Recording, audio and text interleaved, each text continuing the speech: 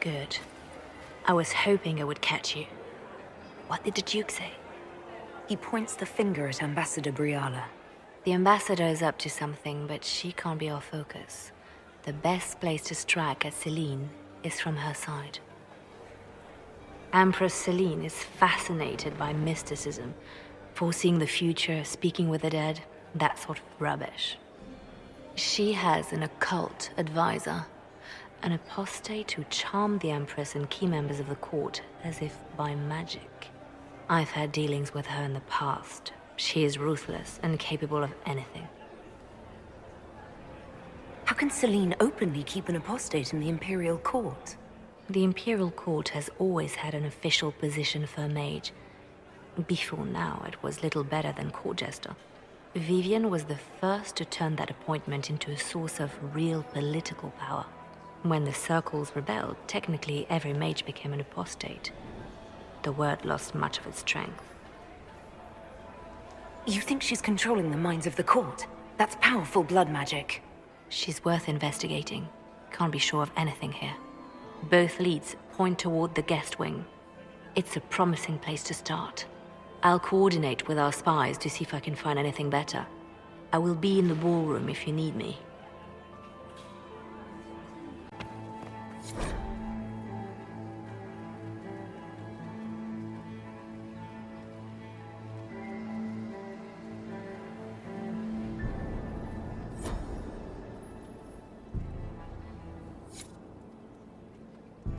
Well, well, what have we here? The leader of the new Inquisition, fabled herald of the faith, delivered from the grasp of the Fade by the hand of blessed Andraste herself. What could bring such an exalted creature here to the Imperial Court, I wonder? Do even you know? I'm here on important business concerning the entire Empire. As am I, it seems. I am Morrigan. Some call me advisor to Empress Celine on matters of the arcane. You have been very busy this evening, hunting in every dark corner of the palace. Perhaps you and I hunt the same prey. I didn't realize I was watched so closely. All eyes are upon you, Inquisitor. Indeed, you distract from more important matters. Such as? Such as the unwelcome guest I recently found and killed within these very halls. An agent of Tevinter. So I offer you this, Inquisitor. A key found on the Tevinter's body. Where it leads, I cannot say. Yet, if Celine is in danger, I cannot leave her side long enough to search. You can. You left Celine alone. Is that wise? I must return to her anon, but she is safe enough, for the moment. 'Twould be a great fool who strikes at her in public in front of all her court and the Imperial Guard. What's your interest in protecting Empress Celine? Are you her bodyguard? Do I seem a bodyguard to you? If anything were to happen to Celine, eyes would turn first to her occult advisor, even if they knew otherwise. There are sharks in the water, and I will not fall prey to them. Not now, not ever.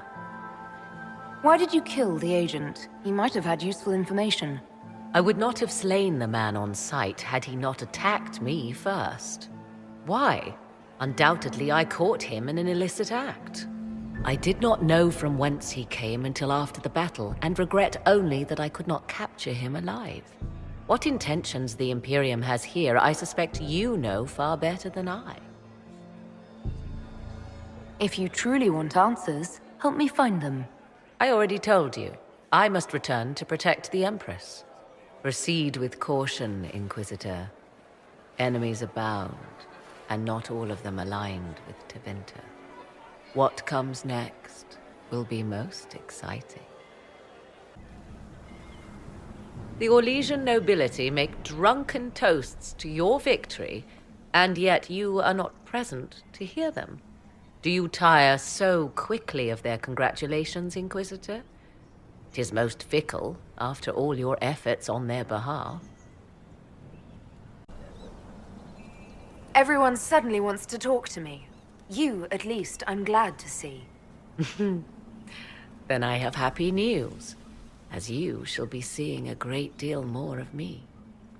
By imperial decree, I have been named liaison to the Inquisition. Celine wishes to offer you any and all aid, including mine. Congratulations. I had no idea you were interested in joining the Inquisition. The assignment has been given to me, regardless of my personal interest. Celine knows you face an opponent who wields great magical power, which is far more important than her own curiosity. You will require my knowledge if you are to defeat such magic. Regardless, Corypheus is a threat to Orlais and to myself. Thus, I am not opposed to the appointment. What skills do you have that would benefit us? I have knowledge which falls beyond the realm of most mages. I suspect this is also true of Corypheus, thus it behooves you to add to your arcane arsenal, yes? Mundane knowledge will not bring the rift in the sky to a close, after all. When you say knowledge beyond the realm of most mages, do you mean blood magic? I know many obscure, forgotten, and forbidden arts. Some of it you might consider blood magic, yes? Should thought of that frighten you, allow me to offer reassurance. Knowledge alone does no harm. What I possess, I place at your disposal to make use of or ignore as you desire. Welcome to the Inquisition, Morrigan. A most gracious response. I shall meet you at Skyhold.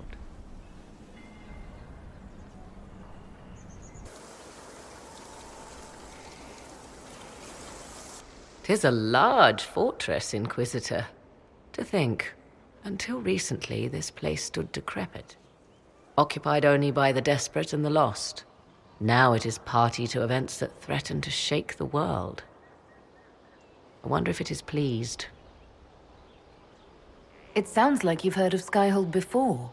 This fortress was built upon the remains of a site holy to the ancient elves. They called it Terra Salan, the place where the sky is kept. It is said that from here, they reached up to the heavens to bring them down to rest. They abandoned it, as did the humans who came after them.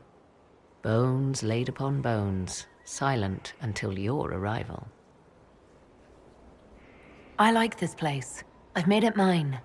The magic in this place has seeped into the stones, protecting it from darkness. Those who let it fall to ruin did not know what they possessed. You, I think, shall do it justice. You were kind to welcome my aid, Inquisitor, even knowing as little of me as you do. I will do my best to aid your cause with all the knowledge at my disposal. This I swear to you. You swear it? That's rather serious. Some might think Corypheus a madman for seeking godhood. Yet one must ask, what were the old gods? What secrets of theirs did the ancient magisters know? What I fear, what all should fear, is not that Corypheus believes he can succeed. 'Tis that he actually may.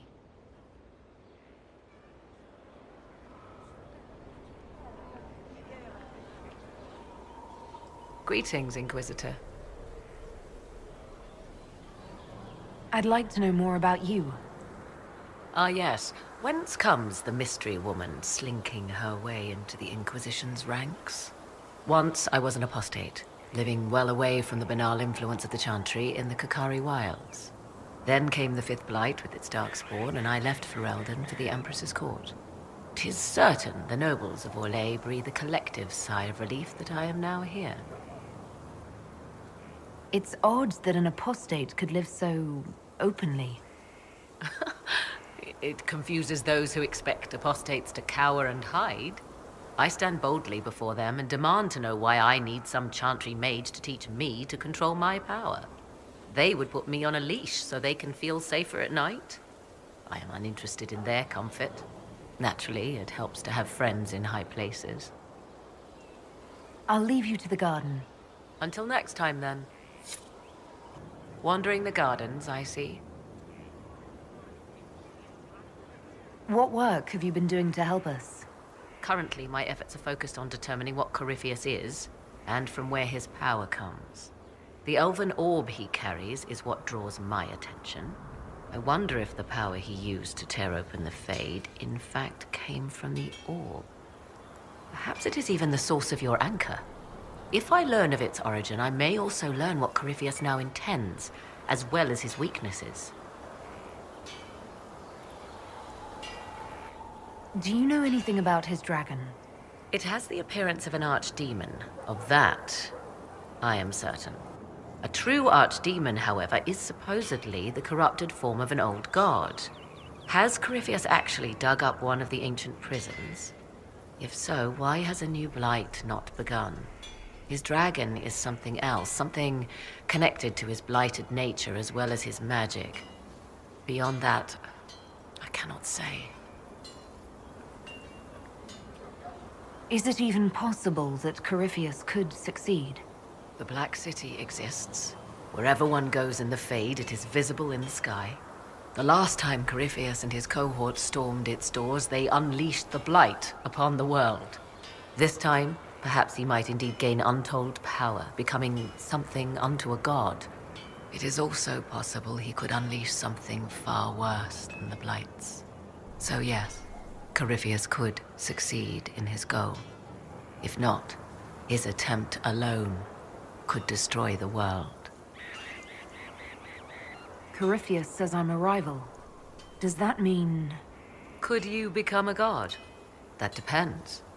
Are you prepared to use your anchor to enter the Black City? If the anchor would let me do that, absolutely. Then Corypheus is correct. You are a rival. However you can help, it's appreciated. Continue prodding at Corypheus, Inquisitor. Elicit a reaction, and we may yet learn from it. I'll leave you to the garden. Fortunately, I can assist. You have my attention, Lady Morrigan. What Corypheus seeks in those Forgotten Woods is as ancient as it is dangerous. Which is? 'Tis best if I show you.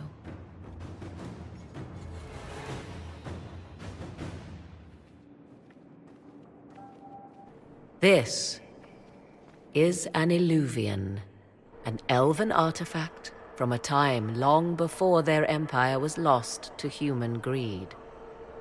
I restored this one at great cost, but another lies within the Arbor Wilds. That is what Corypheus seeks. This belonged to my people. I found legends of an elven temple within the Arbor Wilds, untouched. It proved too dangerous to approach, and thus I turned elsewhere to find my prize. If Corypheus has turned southward, he could succeed where I failed. The Illuvian would be his. What does it do?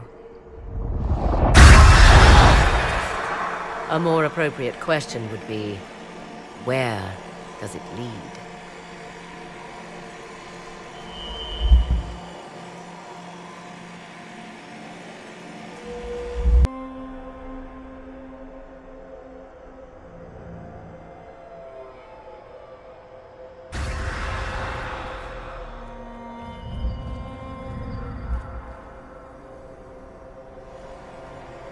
If this place once had a name, it has long been lost.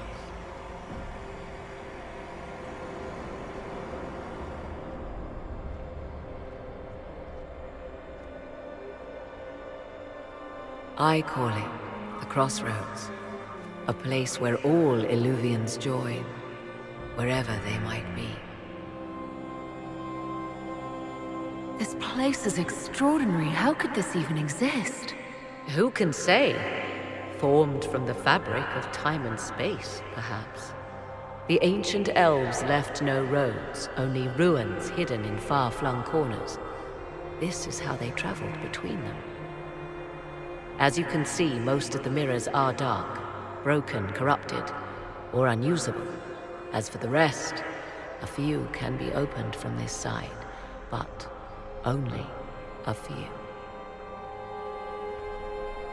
How did you find out about this place? My travels have led me to many strange destinations, Inquisitor. Once, they led me here. It offered sanctuary. Sanctuary? Not all the mirrors lead back to our world. The ancients were nothing if not resourceful. If they don't lead back to our world, then... Places between, like this one. I can describe it no better. For a time, I was safe from those who hunted me, but only for a time. One cannot remain in between forever. What do you mean, a few can be opened from this side? Some of the Illuvians have been left unlocked, like doors accidentally left ajar. All others are closed. They can be opened only from beyond. Opened how? With a key. I suppose you have such a key. The key can be many things. Each Illuvian is different. I have knowledge as well as power. Often that is enough. Corypheus wants to come here. This is not the Fade, but it is very close. Someone with enough power could tear down the ancient barriers. And enter the Fade in the flesh, like Corypheus wanted to do with the Anchor. He learned of the Illuvian in the Arbor Wilds as I did. He marshals the last of his forces to reach it.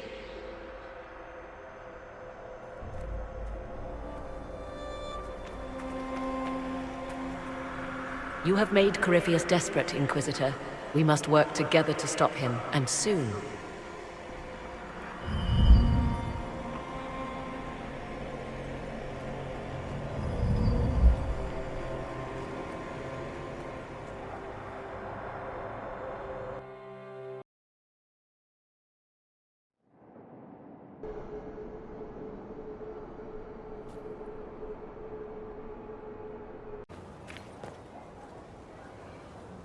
I understand you have spared the Grey Wardens from destroying what goodwill was left them. 'Tis good of you, considering the weakness Corypheus exploited was their own doing. Still, should a true archdemon one day arise, they will no doubt be needed. Or so they would have us believe. You seem to know a great deal about elven lore. The Dalish are not the only ones interested in the distant past, Inquisitor. Indeed, my skills allow me access to places the Dalish dare not even dream of. The ancient elves hold secrets they have not yet given up.